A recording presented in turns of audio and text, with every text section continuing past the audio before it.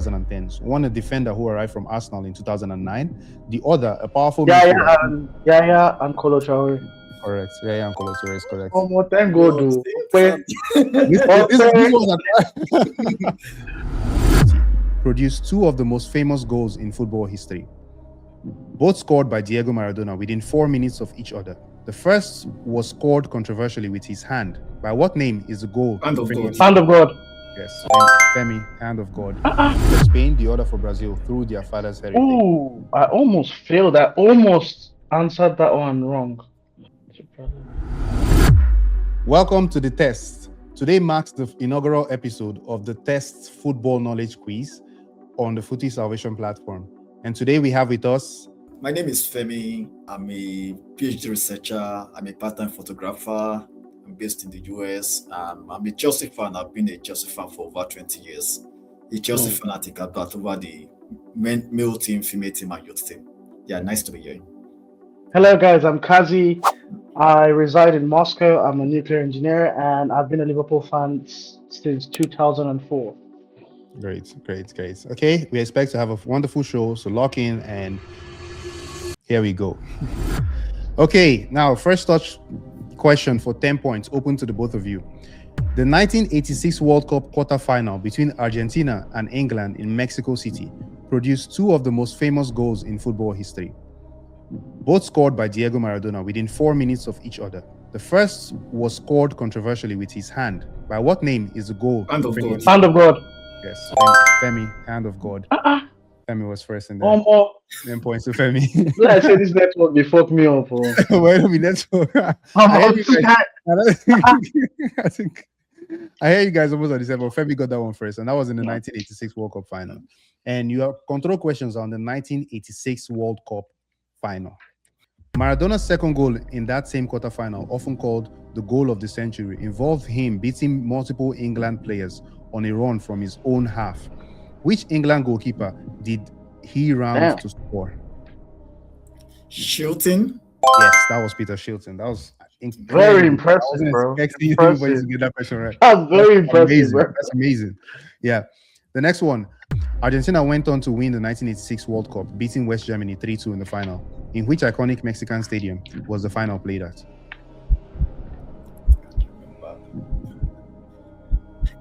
I can't even remember the city. I'll pass. Okay, that was the Estadio Azteca.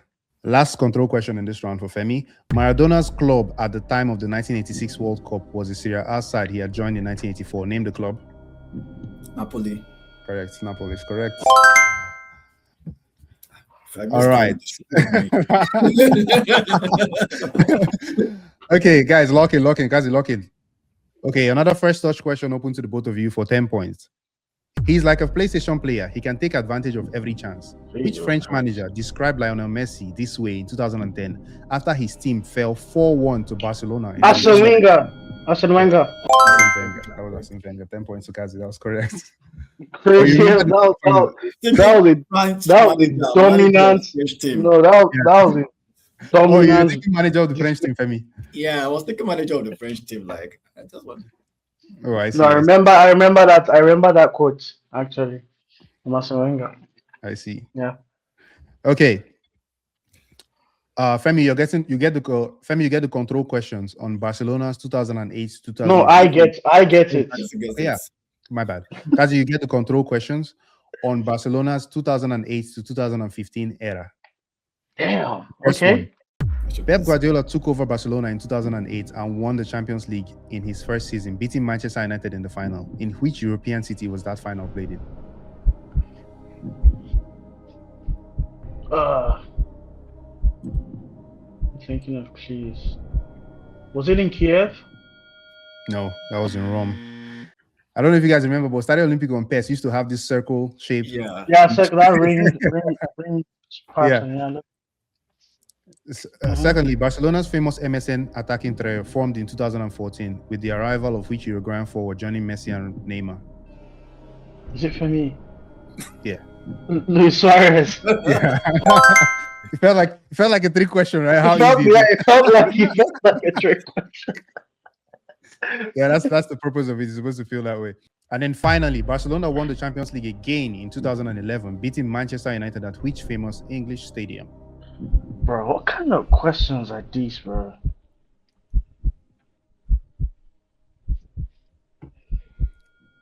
It should be an easy one. Famous English station. Wembley. Correct. That was Wembley Stadium. Yeah. Wembley.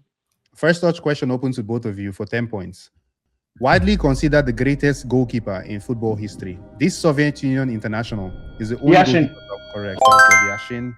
10 points for KAZZY. You get the I control want question. to rush. The only time I Yeah. decided not to I know Femi knows the answer to the question. Femi's like it's a question that should be that most people know I didn't will know want the to answer rush to. this time. I knew you want to rush. Well, Femi, you get the pass because KAZZY lives in Russia, so he should have this at the back of his hand.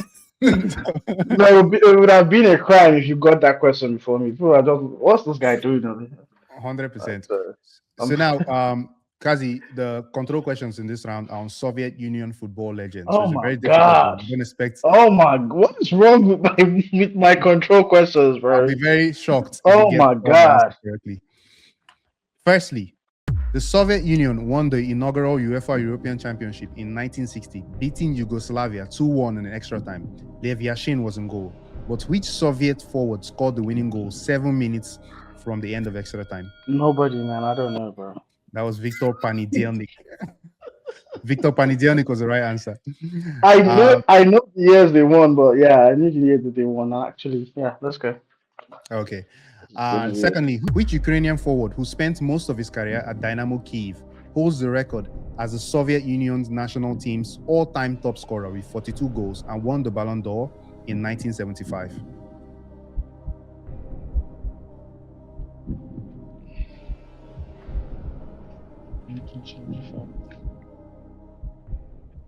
Most goals. Oh, so a name is coming to my head, but I don't want to. Let's see. Come on. No answer. Pass. That was Oleg Blokhin. I wouldn't have known that. Lastly, after the dissolution of the Soviet Union in 1991, only one player from a former Soviet republic has won the Ballon d'Or. Name him.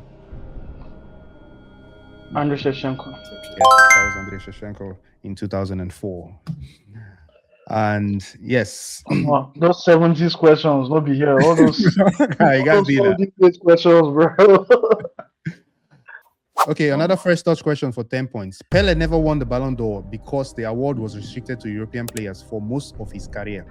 In which year was the Ballon d'Or finally opened to non-European players? Ooh. It's 1990s. Oh my God. I think. 98? No, it wasn't 98. Oh, 95. Correct, 95 was right. George Weah, yeah, George Weah, 95. I knew it was George. I was just, come on. Yeah. KAZZY, you get the control questions on Brazilian Ballon d'Or winners. Okay. I learned all about life with a ball at my feet. This quote is attributed to which Brazilian forward, born in 1980? He won the 2002 World Cup with Brazil. 1980. He won the World Cup in 2002 as well. It was most likely. Come on, you're taking. Yeah, it was Ronaldinho. 5 points. Yeah. Okay, second control question. Since 1995, how many Brazilian players have won the Ballon d'Or? 3. 4. That was Ronaldo, Rivaldo, Ronaldinho, and Kaká. Yeah. Oh my God! Do you know I counted all of them and forget Ronaldinho? Oh, I thought you forgot Rivaldo. No, Rivaldo. I just spoke about Rivaldo, so I forgot about Jesus, and that's a control question for me. At least I didn't lose a point. Okay, that's fine. All right. Let's go. The last control question: which Brazilian playmaker who also played for AC Milan and Real Madrid won the Ballon d'Or in 2007? Kaká. Kaká's correct. 5 points. All right. First touch question open to the both of you for 10 points. Okay. Which European manager born in Reggiolo 1959 holds the record as the only manager to take part in 6 Champions League finals? He also has won the competition a record. Ancelotti. That was Femi first. Thank you. I wasn't first. No, Yeah, that I was said Femi. Carlo first. Almost No, at the this same is time. this You said now. Carlo Ancelotti, and you said Ancelotti. So Femi Yeah, I came in said first. Carlo. So that's Femi, you get the control question on Carlo Ancelotti's career. Okay. Firstly, Ancelotti's first Champions League title as Milan manager came in 2003. The final was played at Old Trafford and ended 0-0 before Milan won on penalties. Which club did they beat in that all-Italian final? Juventus. Again? Juventus. Correct. Juventus is correct, yeah. 3-2 on penalties. Yeah. My brain had to boot for a minute. Like. Okay, yeah, that's fine. And now you get the second control question. Mm-hmm. Ancelotti managed which English Premier League club between 2009 and 2011, winning the league title and FA Cup double in his first season? Chelsea. Yeah. What kind of questions are these, bro? Femi is a Chelsea fan, so let's say what kind of question you got. The Liverpool questions for the Miracle of Istanbul. Probably the most famous Champions League finals ever. Okay. All right. Anyway, last control question for Femi. In 2024, Ancelotti led Real Madrid to another Champions League title, his fifth as a manager. Which German club did Real Madrid beat in the 2024? Borussia Dortmund. Correct. Borussia Dortmund is correct. 5 points for Femi. Now a new first touch round. 10 points for the both of you. So listen carefully. These Dutch twin brothers, born in 1970, are arguably the most inseparable siblings in football history, playing together at Ajax, Barcelona, Rangers, and Al Rayyan. They both featured prominently for the Netherlands national team during the 1990s. Name the brothers. Frank and Ronald de Boer. Correct. Frank and Ronald de Boer is the correct answer. Bro, that's impressive. That's very impressive. I wasn't expecting like anybody to get that. I actually studied Netherland players. That's why I like went out for this stuff.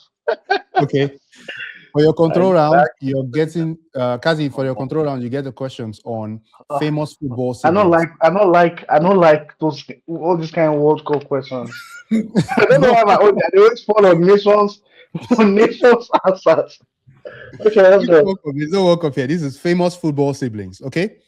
Firstly, which two English brothers played together for the national team that won the 1966 FIFA World Cup at Wembley? One, a Manchester United midfielder, and the other, a Leeds United defender. It has to be Carlton, the Carlton brothers.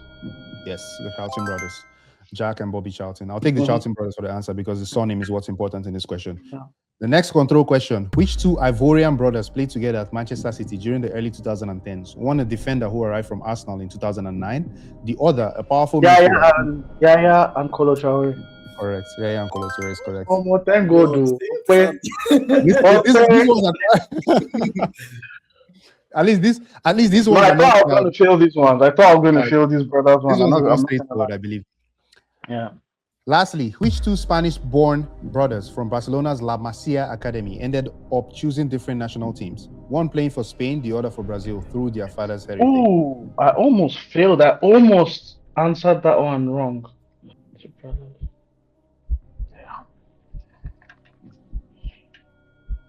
Come on.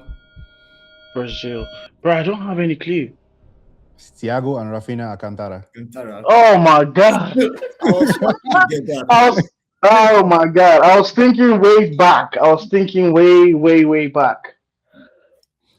Okay. I was thinking it to be the Camp brothers, the first, the Dos Santos, Giovanni and Jonathan. When you say Brazil and this thing, Alcantara. Yeah. Brazil. Okay. Last first touch question of the round. For 10 points, open to the both of you. Football is a simple game. 22 men chase a ball for 90 minutes, and at the end, the Germans always win. This famous tongue-in-cheek quote came from which English former striker who scored 48 goals in 80 games for England and famously never received a yellow or red card in his entire Gary Lineker. Yes, that was Gary Lineker. 10 points to KAZZY.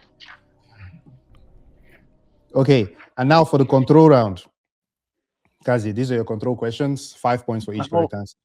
Okay. They are on England's forwards in the modern football era. Thank God. Modern. Okay, let's go. Don't get too excited. Lineker was the Golden Boot winner at the 1986 World Cup with 6 goals. He scored a hat-trick against which European nation in the group stage of that tournament? Pollard.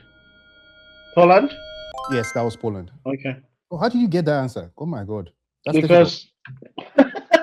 because I remember that was I mean Gary Lineker is someone I just knew, So he's especially a Liverpool because player, right? But even I yeah wouldn't know that about yeah Wayne Rooney as a Man United bec- fan. That's deep knowledge. because no because it was one of the times I actually was watching his podcast with Owen and some guys, and they spoke about it like his like how he was in his prime. And I remember it was either Poland or Ukraine.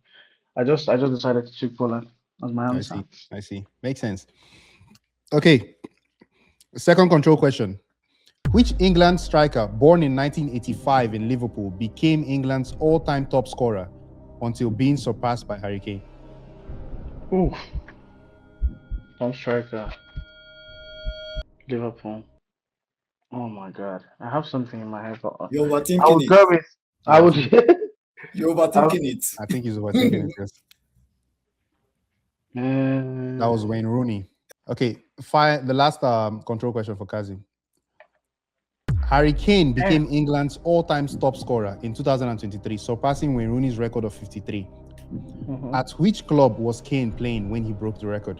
2023 Tottenham. No, that was Bayern Munich. Anyway, guys, that's the end of the show. Thank you very much. And one thing I want you guys to do now is I need you to call out two people. I don't know if you read that document, but at the Mhm. end of the show, you're supposed to call out two people that are going to come in and also answer questions on the show that you All feel like right. are good enough. You have to call them out. So Femi will go first because Femi's on top, So so I when can we're have them. calling them out, do you just call like their Twitter and do it might be someone you don't know, right?